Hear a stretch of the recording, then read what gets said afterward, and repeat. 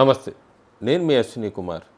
భారతదేశంలో కొన్ని రాష్ట్రాలు ఏం ఆలోచిస్తున్నాయి అంటే భారతదేశం నుంచి విడగొట్టాలనా, భారతదేశంలో అల్లర్లు సృష్టించాలనా, అస్థిరతను ఇంకా పెంచాలనా? కర్ణాటక, వెస్ట్ బెంగాల్ ముఖ్యంగా ఈ రెండు రాష్ట్రాలు. తమిళనాడు ఇవన్నీ చాలా మాట్లాడుకోవాలి, కాకపోతే ఎక్కువ టైం పడుతుంది వీడియో లెంత్ కాబట్టి. తమిళనాడు మీద ప్రత్యేకంగా శ్రీలంక నుంచి అట్లా అదంతా కూడా ఒక వీడియో చేస్తాను ఎక్కువ టైం పట్టిన.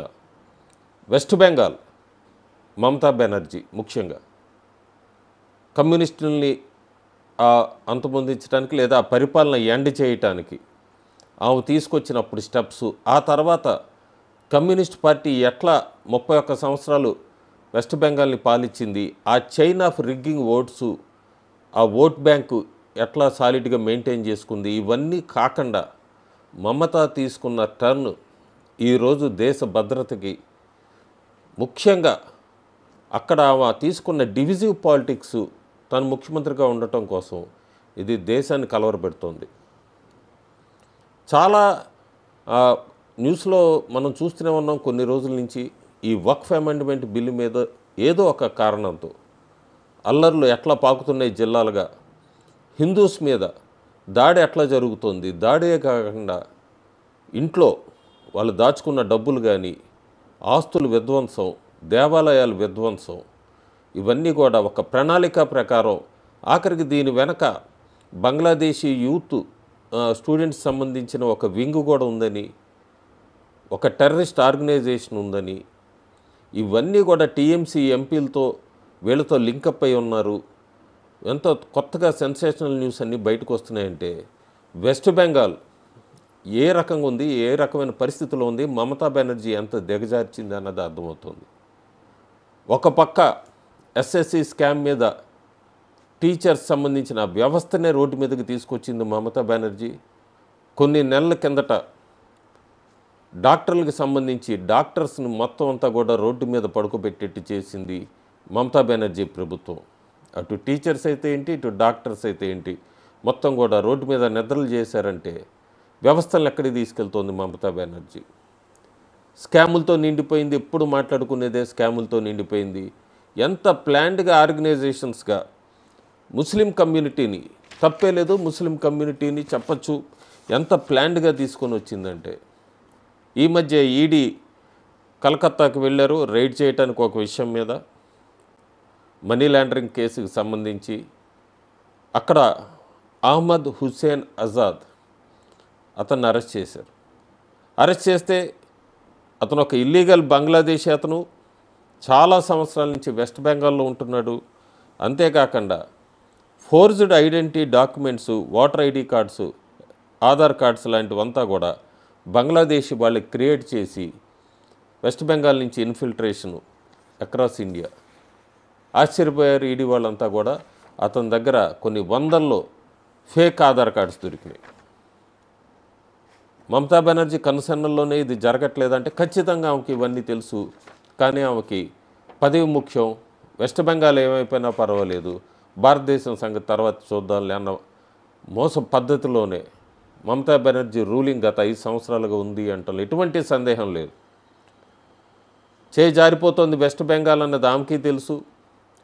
ప్రస్తుతానికి ఈ వక్ఫ్ అమెండ్మెంట్ బిల్కి దీనికి సంబంధించింది తర్వాత జరుగుతున్న అల్లర్లు, వీటికి సంబంధించి జాతీయ మహిళా కమిషన్ ముందు అక్కడ మహిళలంతా కూడా వాళ్ళు ఏం జరిగింది అంతా చెప్పటము, తర్వాత ప్రెసిడెంట్, రాష్ట్రపతి, అలాగే సుప్రీంకోర్టు కూడా ఈ వెస్ట్ బెంగాల్లో అల్లర్లు జరుగుతున్న దాని మీద విచారం వ్యక్తం చేయటం, వెంటనే ఆమెను చర్యలు తీసుకోవాలని ఆదేశించటం. మమతా బెనర్జీ గవర్నర్ని కలవటానికి వెళ్తే గవర్నర్ ఆయన హాస్పిటల్లో ఉన్నారు, చెస్ట్ పెయిన్ అని చెప్పటం, మమతా బెనర్జీని కలవటానికి ఇష్టపడినట్టుగా తెలుస్తోంది గవర్నరు. సో ఈ సిరీస్ ఆఫ్ ఎపిసోడ్స్ అన్నీ చూసుకుంటే వెస్ట్ బెంగాల్లో ఏమన్నా ప్రెసిడెంట్ రూల్ ఉండబోతోందా? వెస్ట్ బెంగాల్లో ప్రెసిడెంట్ రూల్ పెట్టాలన్నదే మమతా బెనర్జీకి కూడా కావాలి. మోడీ ప్రభుత్వం మీద ఒక అపవాదు తీసుకురావాలి, ఇదిగో ప్రెసిడెంట్ రూల్ పెట్టారని. కానీ ఇన్ని సంవత్సరాలు ఆగింది మోడీ సర్కార్, ప్రస్తుతం ఇంకా టైం వచ్చిందా ప్రెసిడెంట్ రూల్ అనేది కూడా ఒక మాట వినబడుతోంది. గత అసెంబ్లీ ఎన్నికలు స్వీప్ చేసింది అని చెప్పచ్చు మనం. ఆ, మమతా బెనర్జీ లేదా టీఎంసీ ఓడిపోతుందనుకున్నారు, బీజేపీ వస్తుందనుకున్నారు. చాలా కారణాల వలన టీఎంసీ అక్కడ మళ్ళీ గెలిచింది. 2026లో అసెంబ్లీ ఎన్నికలు చూడబోతోంది వెస్ట్ బెంగాల్. 2021లో దాదాపు 48% ఓటు షేర్ వచ్చింది టీఎంసీకి. 2024లో 40% వచ్చింది. ఈ మొన్న జనరల్ ఎలక్షన్స్లో వీటిలో సంబంధించి బీజేపీ కనుక బెంగాల్లో గెలవాలనుకుంటే ఈ టీఎంసీ ఓట్ షేర్ని 42 నుంచి 43% తీసుకొచ్చేయాలి. అట్లాగే బీజేపీకి 39% ఓట్ షేర్ వచ్చింది. దాన్ని 42 నుంచి 43%కి తీసుకెళ్ళాలి. 4% ఓట్ షేర్ పెంచుకోవాలి బీజేపీ, టీఎంసీ తగ్గించాలి. చాలా కష్టంగా కనబడుతోంది, కానీ ఇంపాసిబుల్ అయితే కాదు. దీనికి ఉదాహరణ మన అస్సాం రాష్ట్రం గురించి చెప్పచ్చు. అస్సాం రాష్ట్రంలో కూడా 37% పైన ఉన్నారు ముస్లిం పాపులేషన్. హేమంత్ బిశ్వ శర్మ నీట్గా, అది కూడా అస్సాం కూడా టెర్రరిస్టులకి మిలిటెంట్లకి ఒక టైంలో నిలయం, మొత్తం క్లీనప్ చేశాడు ఆయన. చాలా స్టెప్స్ తీసుకొని వచ్చాడు, డెవలప్మెంట్ తీసుకొని వచ్చాడు. ఎక్కడలాగే వెస్ట్ బెంగాల్లో ఈ ఉద్యోగాలకి ఎట్లాగో బ్రోకరేజో లేదా స్కాము ఇలాంటివన్నీ ఉంటే అస్సాంలో డైరెక్ట్గా గవర్నమెంట్ జాబ్స్ 1,50,000 డైరెక్ట్గానే రిక్రూట్ చేసేట్టు, మధ్యలో ఎక్కడ బ్రోకరేజింగ్ ఇలాంటివి లేకుండా చేశాడు. సో ఇలాంటి స్టెప్స్ అన్నీ తీసుకొని 39% దాకా ఉన్న ముస్లిం పాపులేషన్ ఉన్న అస్సాం రాష్ట్రంలో బీజేపీ ఎలా గెలవగలిగింది? అస్సాంని బీజేపీ గెలిచినప్పుడు వెస్ట్ బెంగాల్ ఎందుకు గెలవలేదు? వెస్ట్ బెంగాల్ని ఎందుకు గెలుచుకోకూడదు? త్రిపుర లాంటి కమ్యూనిస్టు పార్టీలు అవంతా కూడా సాధించినప్పుడు త్రిపురలో గెలుచుకున్న బీజేపీ వెస్ట్ బెంగాల్లో ఎందుకు గెలుచుకోకూడదు? సో ఇప్పుడు ఇది పెద్ద తెర మీద ప్రశ్న. ఖచ్చితంగా హిందువుల్లో యూనిటీ వస్తుందా? టీఎంసీకి అయితే 70 స్థానాలు పైపైన గెలుచుకుంటుంది. దేంతో సంబంధం లేదు. 70 స్థానాలు అయితే చాలా స్ట్రాంగ్ హోల్డ్ ఉంది. 120 అసెంబ్లీ స్థానాల దాకా అయితే ముస్లిం ఓట్ బ్యాంక్స్ అక్కడక్కడ సెగ్రిగేట్ అయి ఉన్నాయి.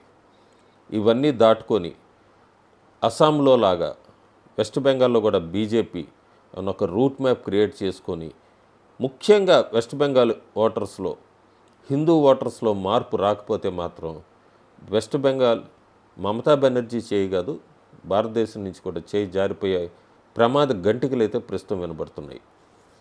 Thank you.